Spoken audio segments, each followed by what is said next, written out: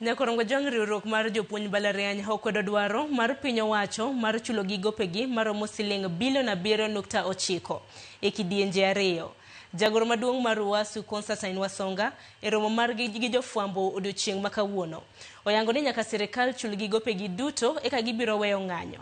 Kata kamano, Migao mar Somo to lero ni dwaro mar koso chopo kare ogirimiti mar jopuonj mbalariany mano mar higa mar 2021 en kaluwore ni pok mano mar omenda makamano ne ok oket tenge e budget mar higa omenda mar higa mar 2025 higa mar 2026. Tok piny owacho yango ni gibiro chulo jopuonj mbalariany gope magibandho mar bilion 7.9 e kidienje ariyo. Jagoro maduong' mar UASU Constantine Wasonga olero ni tok romo gi riwruoge mopogore mag mbalariany jopuonj mag mbalariany pod biro dhi nyime gi ng'anyo nyaka chul gigopegi duto. Have been holding National Delegates Conference. And the National Delegates Conference approved and ratified the resolutions of National Executive Council last night. These are the resolutions that the payment of 7.9 billion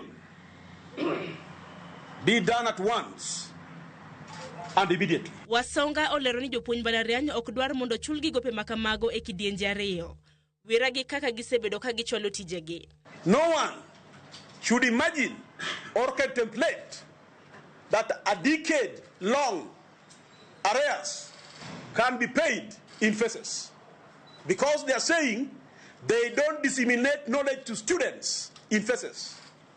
The next thing that they told me this morning, that bills don't wait to be settled in phases. E romo managibago otieno manyoro, riwruok mar UASU olero winjruok managichope ka giseo piny owacho kuom koso chope ogirimiti mag-gi kinde ka kinde. NEC resolved last night, which NDC has ratified this morning, that the 2025-2029 CBA must be negotiated, signed, registered, and implemented in total.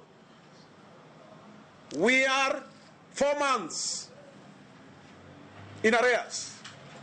Those arrears must also be settled before lecturers can contemplate to go back to work.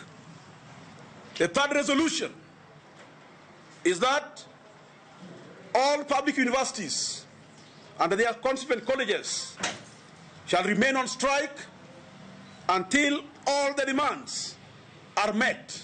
Komachielo Migao mochung' ne weche somo ose UASU kuom dagi chopo e winjruok kodgi mar chungo ng'anyo. The leadership of the university staff unions have unfortunately communicated their rejection of this government's offer.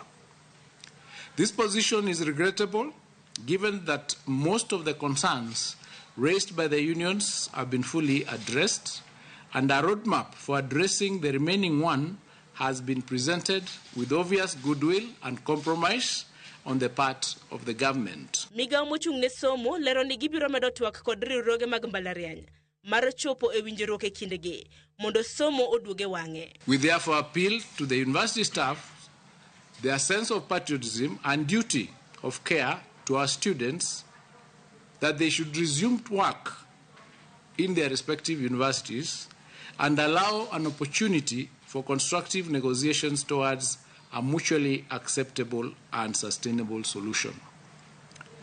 We have directed the Interpublic Universities Council's Consultative Unit Forum of the Federation of Kenya Employers to continue discussions with the unions to resolve the pending matter. E seche mang'anyo mag jopuonj mbalariany donjo e odiochienge mar 46 kawuono. Biro chuno sirkal mondo dog chien mar sero riwruoge mag mbalariany. Wirani motelo jopuonj mbalariany ne okwedo dwaro mondo chulgi siling bilion 3.5. Dwaro manochwal negi kod Migao mochung' ne weche mag somo.